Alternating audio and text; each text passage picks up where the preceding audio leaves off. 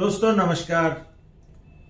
दोस्तों, रामचंद्र जांगड़ा राज्यसभा एमपी भाजपा से, राजकुमार सैनी कुरुक्षेत्र से भाजपा के एक्स एमपी आजकल कहां है, किस बिल में घुसे हुए हैं? नायब सैनी हरियाणा के चीफ मिनिस्टर, ओबीसी के सबसे बड़े नेता इतने खामोश क्यों हैं? मुझे इनसे कोई काम नहीं है दोस्तों। इनकी तलाश सरगर्मी से कौन कर रहा है? हरियाणा में हरियाणा पब्लिक सर्विस कमीशन के चेयरमैन की तानाशाही के शिकार ओबीसी के छात्र इन लोगों को ढूंढ रहे हैं। इन लोगों से पुकार पुकार कर न्याय की गुहार लगा रहे हैं और ये चुप हैं, खामोश हैं। जो रामचंद्र जांगड़ा पानी पी पी कर जाटों को कोसता था, गालियां देता था, उनका मजाक उड़ाता था, जो राजकुमार सैनी 35 बिरादरी को जाटों के खिलाफ खड़ा करने के लिए जी तोड़ मेहनत कर रहा था, जब ओबीसी छात्रों के हितों पर कुठाराघात हो रहा है, तो ये लोग क्यों खामोश हैं? ओबीसी के छात्र खुद इन्हें तलाश कर रहे हैं।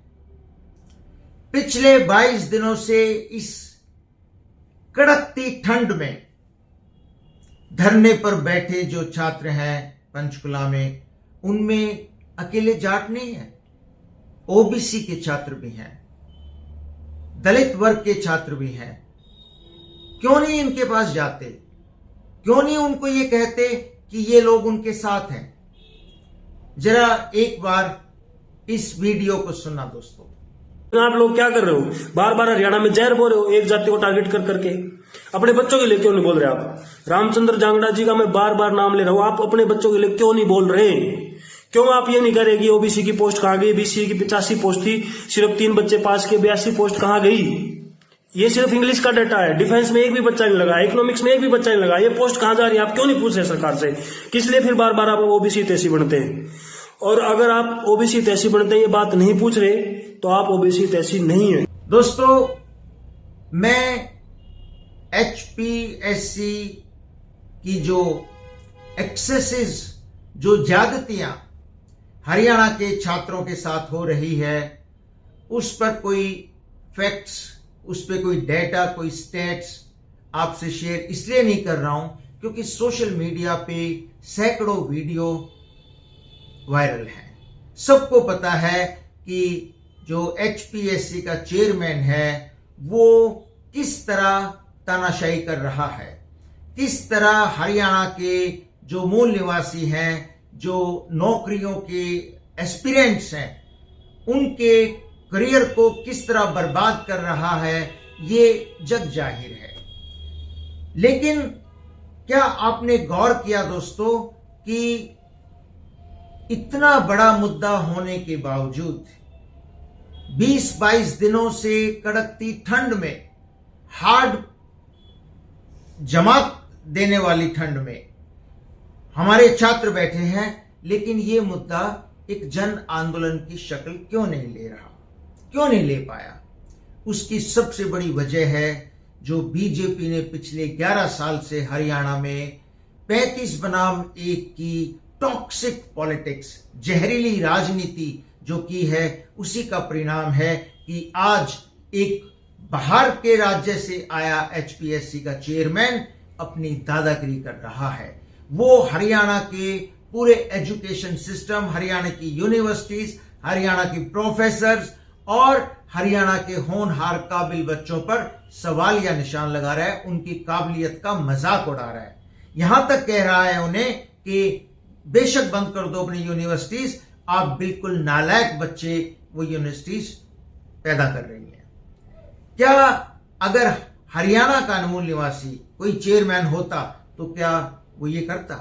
28 प्रदेशों में से अकेले हरियाणा एक ऐसा प्रदेश है जहां इस सरकार ने किसी दूसरे राज्य से एक बंदे को लाकर चेयरमैन बना दिया है। वो पूरी तरह से उसके अब तक का जो आचरण है और जो ये एस्पिरेंट्स हैं, जो धरने पे बैठे हैं, जो उनसे मुलाकात करके आए हैं, इनकी बातों से साफ जाहिर होता है कि हरियाणा वालों के लिए उसके मन में कितनी नफरत है। तो जो आज ये मुद्दा जन आंदोलन नहीं बन पाया, उसका सबसे बड़ा कारण बीजेपी की वो 35 बनाम 1 की घटिया जहरीली राजनीति है कि समाज पूरी तरह जातियों में बटा हुआ है। ब्राह्मण समाज को पता है कि जो इकोनॉमिकली वीकर सेक्शंस के लिए 10% रिजर्वेशन है, उसमें 90% उन्हीं लोगों को नौकरी मिलती है। उन्हें वो तो वैसे ही आरक्षण के खिलाफ हैं। वो ओबीसी आरक्षण कल खत्म होता, उनके लिए भले आज हो जाए, इसलिए वो चुप हैं। उनको ये भी पता है कि जनरल कैटेगरी में ज्यादातर उन्हीं के बच्चे लगेंगे। जाट इसलिए खुलकर सामने नहीं आ रहे हैं कि सारी ये तमाम जो बीजेपी के ओबीसी के नेता है वो जाटों के खिलाफ जहर उगलते रहे हैं, वो इस बात से नाराज हैं। जो ओबीसी के नेता हैं उनको ये पता है कि अगर तुमने इन छात्रों का, इन एस्पिरेंट्स का, इन कैंडिडेट्स का साथ दिया, एक शब्द भी इनके समर्थन में बोला, तो बीजेपी तुम्हें किक मार के एक पल में पार्टी से बाहर कर देगी। तो सिर्फ अपने स्वार्थ हित, अपने पॉलिटिकल इंटरेस्ट को, अपने स्वार्थी हितों को बचाने के लिए ये रामचंद्र जांगड़ा, ये राजकुमार सैनी, ये नायब सैनी जो कहने को कहते हैं कि हम ओबीसी के सबसे बड़े रक्षक हैं, उनके हितों के सबसे बड़े प्रोटेक्टर हैं, ये खामोश हैं, चुप हैं। भाड़ में जाए ओबीसी के छात्र, भाड़ में जाए दलित वर्ग के छात्र, इनको कोई लेना देना नहीं है। इनको सिर्फ अपनी पॉलिटिक्स बचानी है, और पॉलिटिक्स तभी बचेगी जब ये बीजेपी की किसी भी नीति के खिलाफ एक शब्द भी नहीं बोलेंगे। इसलिए बच्चों का भविष्य उनके साथ खिलवाड़ हो रहा है, उनका करियर दांव पे लगा है। लेकिन ये लोग जो 24 घंटे 24x7 जाटों के खिलाफ बोलते रहते थे, खर्ची पर्ची की सरकार बताते थे हुड्डा सरकार को, एक दीपेंद्र हुड्डा के अलावा आज कोई भी नेता इन छात्रों के पक्ष में आवाज नहीं उठा रहा है। इसी वजह से ये इनका जो आंदोलन, जो एक व्यापक स्वरूप जिसको ले लेना चाहिए था अभी तक, वो कामयाब नहीं हो पा रहा है।